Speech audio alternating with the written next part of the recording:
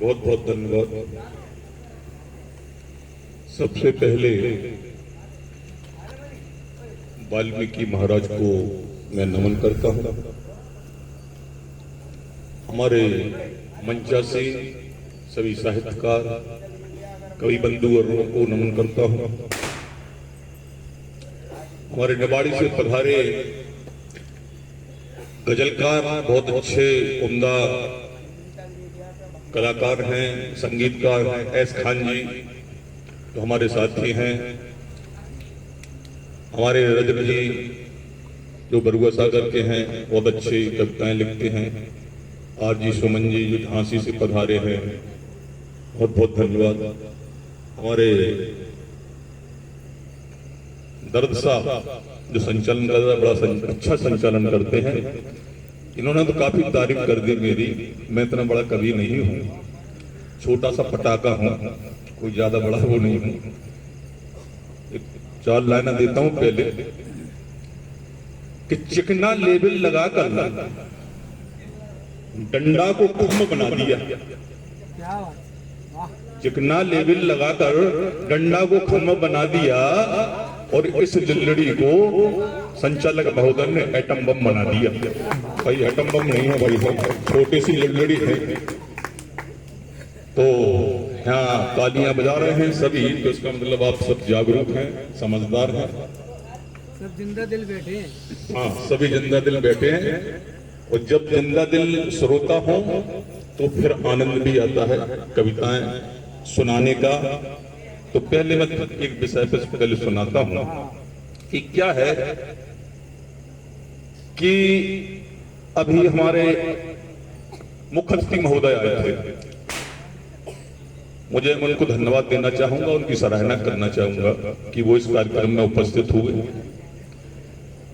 वाल्मीकि समाज ऐसा है भारतीय संस्कृति में जो उपेक्षित माना जाता है, और इस उपेक्षित माहौल को ऊपर लाने के लिए जब सब लोग यहाँ उपस्थित होते हैं, जो कार्यक्रम जो आयोजित किया गया है, इससे आप लोगों को भी लाभ मिलेगा। हम लोग कभी बंधु जब आते हैं तो हम से इस अपेक्षा करते हैं समाज जो है अच्छी दिशा की ओर जाए, लेकिन जो आपकी जो जातिगत समाज है, अभी मुझे थोड़ा दुख भी हुआ कि आपकी एक अलग जयंती मनाई जा रही है, एक अलग जयंती मनाई जा रही है। तो ये थोड़ा सा इसमें दुख की बात है, कहाँ एकता नहीं हो पाती है। तो हमें एकता के साथ रहना चाहिए, जरूरी है। और हम आप सबको ये मानना चाहिए कि यदि आप ऊंचा उठना चाहते हैं तो अपने आप को मजबूत बनाइए। अपने आप को मजबूत कब बना पाओगे? जब आप शिक्षित होगे। बाबा भीमराव अम्बेडकर एक महान व्यक्तित्व हुए, उन्होंने आप सबको और हम सबको, पूरे भारत को सम्मान दे करके आपको स्वतंत्रता दी। आज जो हम जयंती मना रहे हैं, ये जयंती मनाने का उन्हीं की कृपा है। अन्यथा तो पहले आप कोई जयंती भी नहीं मना पाते थे। अब थोड़ा दुख इस बात का भी होता है कि संविधान में जाति की व्यवस्था नहीं की गई है। आप जब संविधान थोड़ा पढ़ोगे, समझोगे और सुनोगे तो जाति की व्यवस्था नहीं की गई है।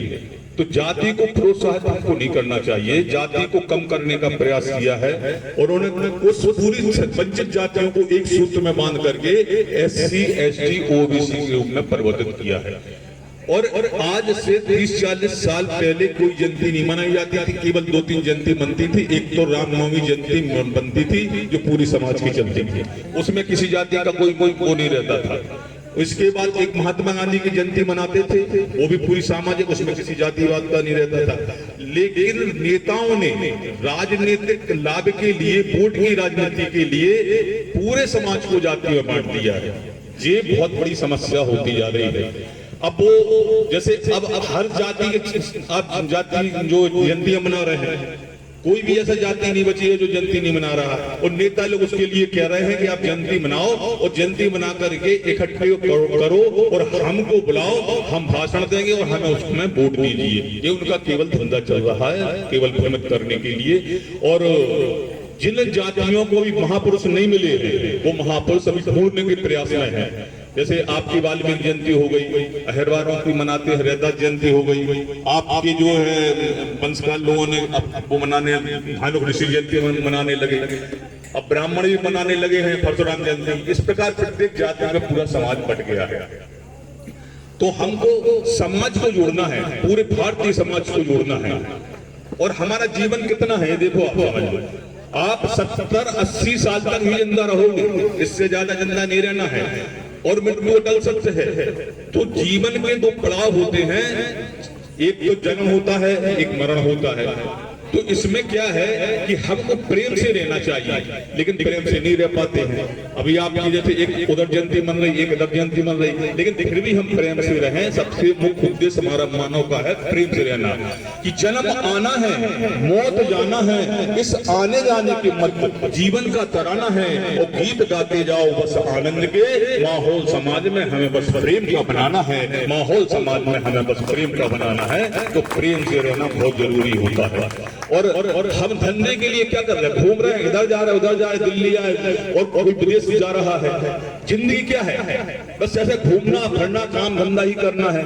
और कम धंधे के लिए, पैसा कमाने के लिए हम सब कुछ कर रहे हैं। तो इसमें है कि कभी इधर है कभी उधर है, जिंदगी एक सफर है और मुश्किल होती है जीवन में, हर पथ पर जहर है, फिर भी चलना होता है जीवन में। एक कांटों भरी डगर है और कांटे भी फूल बन जाते हैं, जहां मोहब्बत का असर है, जहां मोहब्बत का असर है। और आप न सबने हमको बुलाया, ये मोहब्बत का असर है। हमारे दर्द साहब ने हमको आमंत्रित किया, हमारे सब ने हमने चलते हैं।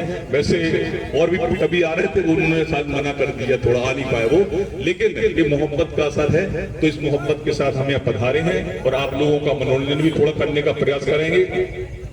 और हम सबको क्या करना है कि हम जब दूसरों की सहायता, देखिए आप प्रत्येक प्राकृतिक रूप से विभिन्न प्रकार के भाव प्राप्त होते हैं। कृपया ध्यान, अभी तो मैं केवल आपको सीखात्मक संदेशात्मक बात बता रहा हूँ कि काम क्रोध मद लोभ ईर्ष्या घृणा तृष्णा जो भाव है, जो प्राकृतिक सब मनुष्य में पाए जाते हैं। और सब मनुष्य में जो भाव, दोनों प्रकार के कदाचार और सदाचार दोनों प्रकार के भाव रहते हैं।